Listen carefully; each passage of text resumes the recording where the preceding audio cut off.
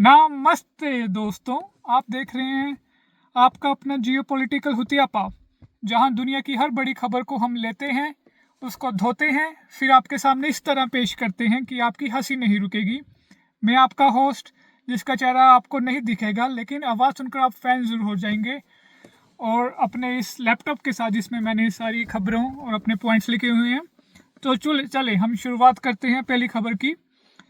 तो भाइयों, Japanese enemy और सुशी तो ठीक है, पर इकोनॉमी में इंडिया ने जापान को सायोनारा कर दिया है। 4.18 ट्रिलियन डॉलर की जीडीपी के साथ भारत अब वर्ल्ड रैंकिंग में चौथे नंबर पर आया है। अब तक हम लोग जापान की टेक्नोलॉजी और बुलेट ट्रेन की बातें करते थे, वाले बैठकर हमारा जीडीपी ग्राफ देख रहे हैं। जापान की इकोनॉमी थोड़ी शांति में चली गई है और हमारी वाली रॉकेट बनी हुई है। अब अगला नंबर किसका है दोस्तों? जर्मनी थर्ड प्लेस का है। 2030 तक हम उनको भी पिछाड़ देंगे। अमेरिका और चाइना के पीछे बस हम ही नजर आएंगे। दुनिया बजाएगी छुनछुना और हम बजाएंगे ढोल। कह रहे हैं इन्फ्लेशन है, पर इंडिया की ग्रोथ 8.2% पर भाग रही है। यह सब हमारी डोमेस्टिक डिमांड का कमाल है। मतलब हम कितना खर्चा कर रहे हैं कि इकोनॉमी अपने आप ऊपर जा रही है। दूसरी जो खबर मैं लाया हूं दोस्तों, अगर वो सच निकल गई तो समझो दुनिया का पहिया उल्टा घूमने वाला है।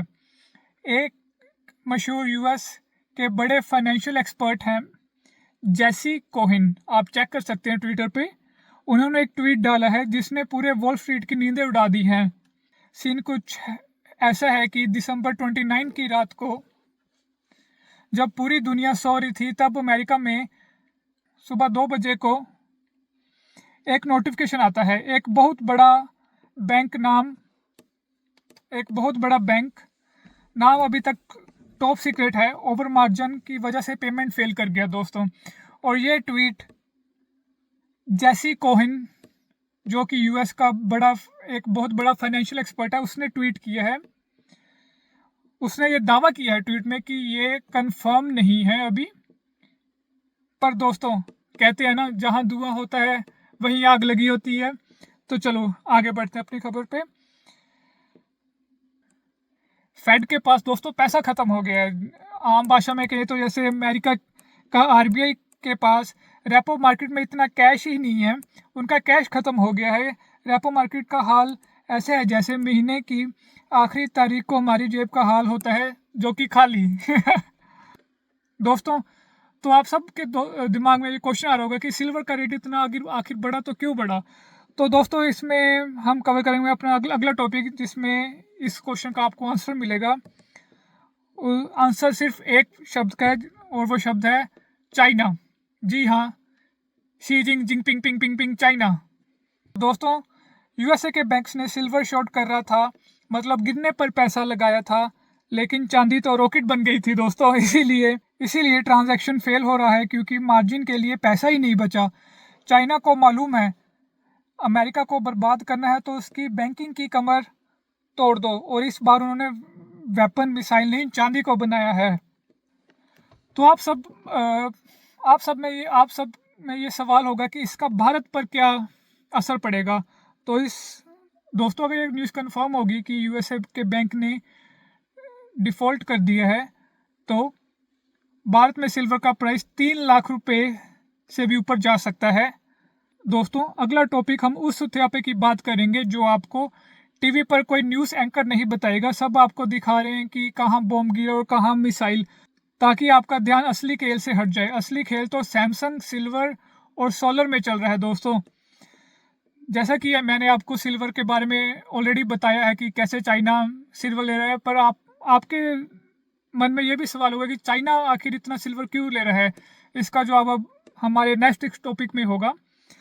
अब यहाँ आता है दोस्तों असली झोल। सैमसंग का 1 kg सिल्वर प्लान। सैमसंग ने कार की ऐसी बैटरी बनाई है दोस्तों, जिसमें 1-2 ग्राम नहीं, पूरा 1 किलो चांदी लग रही है। सोचो, अगर एक ईवी कार में चांदी लगने लगी तो चांदी के भाव कहाँ जाएंगे। सोलर पावर के जितने भी बड़े प्रोजेक्ट्स हैं बिना सिल्वर के वो कबाड़ हैं दोस्तों। अब यहाँ आता है असली जोल। वेस्ट के पास सिल्वर का प्राइस है वो सिर्फ कागज़ों पर है। आप समझ पा रहे हो क्या कह रहा हूँ? जो वेस्टर्न कंट्रीज हैं उनके पास जो सिल्वर का प्राइस है ना वो सिर्फ कागज़ों पर है, पेपर प्राइस, जो पूरी तरह अनरियल है। लेकिन चाइना भाई साहब, हमारे जी जिनपिंग, उन्होंने रियल सिल्वर दबोचा हुआ है, उनके पास असली फिजिकल एसेट है। तो आप सोच रहे होगे अब चांदी का प्राइस तो चलो बढ़ गया, अब भारत ने इसके लिए क्या तैयारी की है उसका जवाब आपको बताते हैं। दोस्तों, जब आप सब लोग सो रहे थे तब हमारे मोदी जी ने, पहले तो सल्यूट है उनको, 6000 टन, एक बार दोबारा से बोल रहा हूँ, 6000 टन सिल्वर इंडिया में इंपोर्ट किया गया। इंडिया ने 6000 टन सिल्वर इंपोर्ट कर लिया है इंडस्ट्रियल रिक्वायरमेंट के लिए, क्योंकि गुजरात और ओडिशा में मैसिव सोलर फैक्ट्रियां लग रही हैं दोस्तों।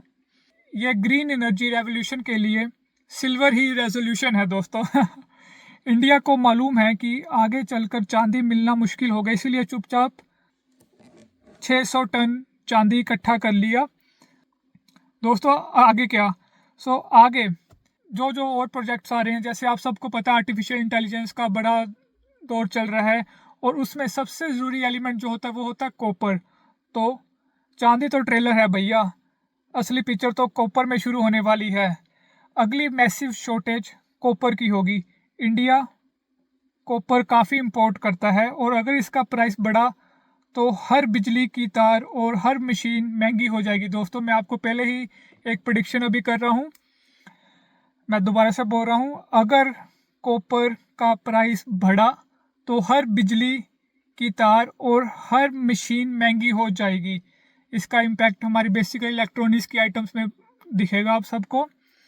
तो तैयारी रखें दोस्तों, दुनिया को वॉर में उलझा दो और पीछे से सारे ग्रीन मेटल लूट लो, यही है असली ग्लोबल स्ट्रेटेजी। मीडिया आपको डिस्ट्रैक्ट कर रहा है पर हम आपको फैक्ट्स दिखा रहे हैं। तो भैया चांदी और तांबा पे नज़र रखो और न्यूज़ चैनल की नौटंकी से बचो। अगर इन्फो अच्छी लगी तो जियो पॉलिटिकल हुत्यापा को सब्सक्राइब करो और जय हिंद।